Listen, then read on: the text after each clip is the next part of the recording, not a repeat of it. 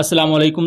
Welcome to conflict card. दोस्तों, दो अहम टॉपिक्स पर बात करने जा रहे हैं। पहला बात करेंगे कि पाकिस्तान की तरफ से एंटी टैंक गाइडेड मिसाइल की डिलीवरीज के बारे में बात चल रही है कि वो बांग्लादेश को प्रोवाइड की जाएंगी, और इसके साथ साथ हम बात करेंगे कि पाकिस्तान ने साउथ और नॉर्थ वजीरिस्तान में कुछ अहम ऑपरेशंस किए हैं जिसमें पाकिस्तान आर्मी का भी नुकसान पहुंचा है। उसके साथ साथ जो दहशतगर्द हैं उन्हें बहुत ज्यादा कारी जरब लगाई गई है। इनकी डिटेल्स पर बात करेंगे। दोस्तों, हम पहले टॉपिक की तरफ आ जाएं तो हम जानते हैं कि बांग्लादेश ने आर्टिलरी एमुनिशन का और दूसरी जो एमुनिशन होती है इसका ऑर्डर दिया हुआ है पाकिस्तान ऑर्डिनेंस फैक्ट्री को। मुख्तलिफ सोर्सेज के मुताबिक बांग्लादेश ने बख्तर शिकन wire guided anti tank guided missiles का भी ऑर्डर दिया हुआ है पाकिस्तान को, जिसके तहत पाकिस्तान बहुत जल्द इनका पहला बैच डिलीवर करेगा।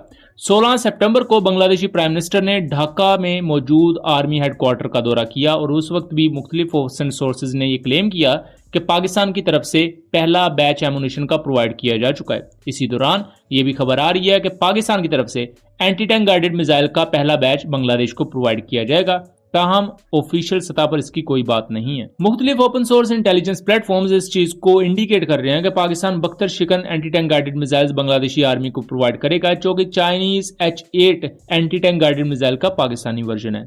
यह मिसाइल 3 से 5 किलोमीटर के दरमियान की रेंज रखता है और इस रेंज में किसी भी किस्म के टैंक को और उसके इवन आर्मर को भी डिस्ट्रॉय करने की सलाहियत रखता है, थोरली उसे पेनिट्रेट कर सकता है। रिसेंटली पाकिस्तान ने इन्हीं टैंक्स को इस्तेमाल करते हुए मल्टीपल अफगान T-62 टैंक्स को डिस्ट्रॉय किया, जिसकी वजह से ये wire guided anti tank missiles काफी ज्यादा दुनिया में उभर कर फिर से सामने आए हैं। दोस्तों, इस वक्त बांग्लादेश और इंडिया के बॉर्डर पर टेंस सिचुएशन है, जिसकी वजह से दोनों अतराफ एक दूसरे पर इल्जामात भी लगाए जा रहे हैं, इन्फिल्ट्रेशन और इस तरह की चीजों के। उसके साथ साथ फायरिंग के वाकयात भी रिपोर्ट हुए हैं पिछले कुछ हफ्तों को अगर मॉनिटर किया जाए। उसी सिलसिले में बांग्लादेश की मिलिट्री कैपेबिलिटीज को इनहेंस करने के लिए पाकिस्तान आगे आया है। उसके अलावा तुर्किया भी बांग्लादेश को ये सिस्टम्स प्रोवाइड कर रहा है, मुख्तलिफ किस्म के एयरफोर्स से रिलेटेड, आर्मी से रिलेटेड, और पाकिस्तान की तरफ से एमुनिशन वगैरह बांग्लादेश ने ऑर्डर किया है। और ये पाकिस्तान और बांग्लादेश के दरमियान जो कोऑपरेशन है और ताल्लुकात हैं उनको बूस्ट करने में बहुत ज्यादा मदद फराहम करेगा। दोस्तों, इसके साथ साथ हम दूसरे टॉपिक की तरफ आ जाएं तो पाकिस्तान आर्मी ने बड़े ऑपरेशंस कंडक्ट किए हैं नॉर्थ और साउथ वजीरिस्तान में, और इनमें टोटल 14 से ज्यादा TTP के टेररिस्ट मारे गए हैं, जबकि 6 पाकिस्तानी सोल्जर्स की शहादत की इतलात भी हैं। दोस्तों, जो पहला ऑपरेशन हुआ है वो फ्रंटियर कोर ने किया है आजम वारसा साउथ वजीरिस्तान के एरिया में, जहां TTP के टेररिस्ट अफगान साइड से पाकिस्तान में इन्फिल्ट्रेट करने की कोशिश कर रहे थे, जिनको इंटरसेप्ट किया गया और इस फायरिंग के तबादले में 7 TTP के टेररिस्ट मारे गए और इनसे वेपन्स भी बरामद हुई है, जिनकी तस्वीर मैं आपको यहां दिखा रहा हूं। उसके साथ साथ स्पिनवाम के एरिया नॉर्थ वजीरिस्तान में 7 टेररिस्ट मारे गए हैं पाकिस्तान आर्म्ड फोर्सेस की तरफ से। सेम वो भी अफगान साइड पर ही मौजूद थे जो पाकिस्तान में दरअंदाजी की कोशिश कर रहे थे। यहाँ भी जो वेपन्स इनसे रिकवर किए गए हैं उनकी तस्वीर मैं आपको दिखा रहा हूँ।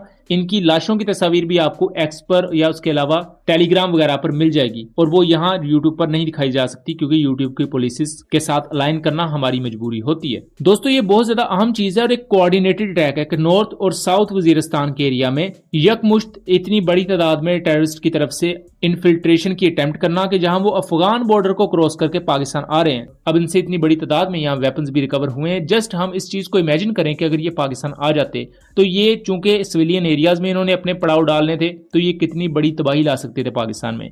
इनको वक्त रहते इंटरसेप्ट किया गया और इस पर फ्रंटियर कोर की तारीफ बनती है, जहां फ्रंटियर कोर पर कुछ और मामलात को लेकर तनकीद भी होती है, लेकिन इस मामले में उनकी तारीफ बनती है कि उन्होंने बरवक्त इस पूरी चीज को टेकअप किया और इन मिलिटेंट्स को बरवक्त रोका। इससे पहले अफगानिस्तान और पाकिस्तान के दरमियान एक नया तनाज़ा भी चल रहा है, जहां अफगान काउंसलर ने पाकिस्तानी तराने के एहतराम में खड़ा ना होने का फैसला किया, जिसको लेकर पाकिस्तानी साइड पर इसे कौमी तराने की बेहुरमती तस्वर किया जा रहा है, जबकि अफगान सोर्सेज इसे ये कहते हैं कि उन्होंने पाकिस्तानी तराने की बेहुरमती नहीं की बल्कि उन्होंने मौसीकी की वजह से यहाँ खड़े होने से इनकार किया। हालांकि ये बात भी ओबियस है कि जब चीन का तराना बजा या कतर का तराना बजा जिनमें अगेन मौसीकी थी, लेकिन तब अफगान काउंसलर्स खड़े हुए, लेकिन पाकिस्तान में उन्होंने ये जहमत नहीं की, जिसकी वजह से पाकिस्तानी साइड पर इस पर बहुत ज्यादा तनकीद हो रही है। और दूसरी तरफ अफगानिस्तान की तरफ से टेररिस्ट का आना, और जैसा कि पाकिस्तान कहता है कि अफगान सरजमीन पाकिस्तान के खिलाफ इस्तेमाल हो रही है, اس کے ثبوت ہمارے سامنے ہیں۔ اس کو لے کر پاکستان اور افغانستان کو